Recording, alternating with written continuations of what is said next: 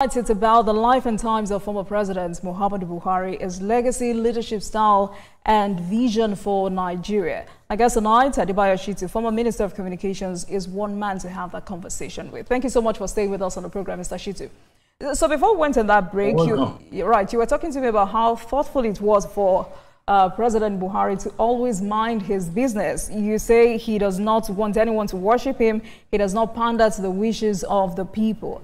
For a man like that, did you ever disagree with him on a policy issue? And I ask because, I remember your time as Honorable Minister, there were few controversies, questions arose about who really controlled ICT strategy, the minister, NCC, or the presidency. There were conflicts between ICT innovation players and the bureaucratic civil service-driven pace of the ministry. There were also efforts to onboard NIPOST into more commercially viable entities, and you had a lot to push for. Was there any time both of you had to disagree on a policy issue? Well, it's a pity that, all of that has become past tense. Yeah. I did in the number of issues. I wanted to unburden the NIPOST. I wanted to turn NIPOST into 6 different companies. It was not to be. I also, for instance, wanted to establish an ICT university for Nigeria. Again, some people within the system who perhaps expected me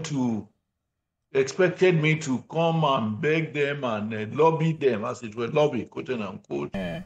Whenever they don't succeed in getting you to do their bidding, I suspect they go to Mr. President to mislead him and all of that.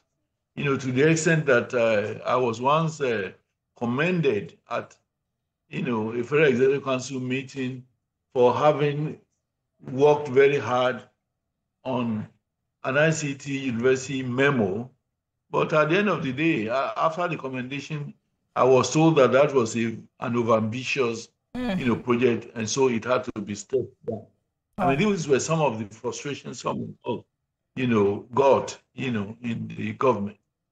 So we just have to leave it, until when God gives us the opportunity of doing some of these things as a private enterprises. Nigeria, from that point, Nigeria will be able to benefit. For instance, the NIPOST project. The funny thing, after my failure to get the NIPOST thing, decentralized and create with 60 the new companies being established. Even when the Tinubu regime came on board and the new Minister of ICT was appointed, I made effort to reach out to him, to introduce him to those great ideas, but the man simply refused to see me. He was not interested to even know what I wanted to discuss with him. Out of frustration, I had to forget about it. I hope one of these days we will have, a minister who will be disposed to listening to ideas from, predecessors, so that Nigeria and the good value can be added to Nigeria. All right then, but did President Tinubu, I do apologize, President Buhari ever confide in his cabinet about the weight or burden of leading a complex nation like Nigeria?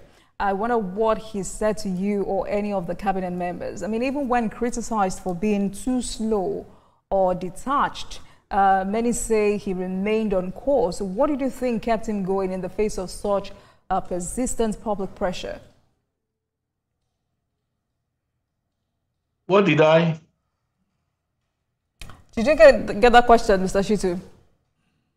I didn't get the question. Right. So I wanted to know if at any time did President Buhari confide in his cabinet about the weight or burden of leading a complex nation like Nigeria? What did he say? And also, when he was criticized for being too slow or detached, many say he remained on course. What did you think kept him going in the face of such public pressure? Perhaps he would have been having people goading him on to continue the way he was moving. But it was issues like that were never discussed at an executive council meeting. And also, you know, there are some critics who had argued that President Buhari should have, you know, retired quietly after his first attempt failed in 2003, yet it persisted in 2015. What do you think that says about it? What do you think that says? It was a constitutional issue.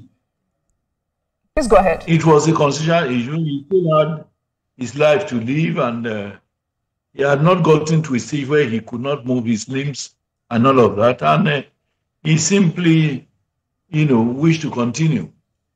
And he got the support of our party to continue in office. So that was, I think, was the more critical issue. Okay. Well, let's talk about his popularity. Right. So what made him, you know, such a beloved figure in the northern region?